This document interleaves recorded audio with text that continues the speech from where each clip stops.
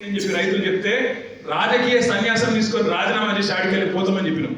కానీ కుయ్యలేదు కయ్యలేదు. ఎందుకంటే ఆయనకు కూడా తెలుసు పోని పాపం ఆ పార్టీలోకి అబద్ధాలు చెప్పుట్లా ట్రైనింగ్ అన్న సగం ఇచ్చినట్టు అది కూడా లేదు. ఒక ఎమ్మెల్యే లేచిండు పెద్దపల్లి ఆయన లేచి మీరు రాను ఇప్పుడే పోదాం మా పెద్దపల్లిలో 60% 70% అయిందని చెప్పింది. మేము చెప్పింది కదేనా ఆయన మొత్తం కాలేదు ఇదేమే చెప్పింది మీ ముఖ్యమంత్రి 100 అంటాడు నువ్వు 60 అంటే నువ్వు కింద పోతే చాలా కాలే సిగ్గు లేకుండా మాట్లాడుతున్నట్టే మళ్ళీ సపరేట్ నోరు మూసుకొని కూర్చున్నాం. ఈ మోసం చెప్పాలి.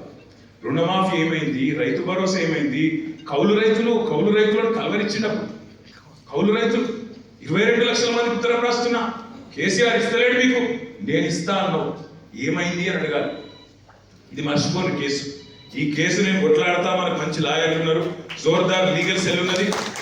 ఆ కేసు అనేది మేము చూసుకుంటాం. మీరు దాని గురించి మర్చిపోండి, దాని గురించి ఆందోళన చేయాల్సిన అవసరమో బాధపడాల్సిన అవసరమో లేనే లేదు. మీరు చేయవలసింది మనం చేయవలసింది బీఆర్ఎస్ పార్టీగా తెలంగాణ ప్రజలకు ఒక రక్షణ కవచం లాగా నిలబడి ఈ సంవత్సరం మొత్తం ఈ మోసపూరిత కాంగ్రెస్ ప్రభుత్వం యొక్క భరతం పట్టే విధంగా ముందుకు పోదాం.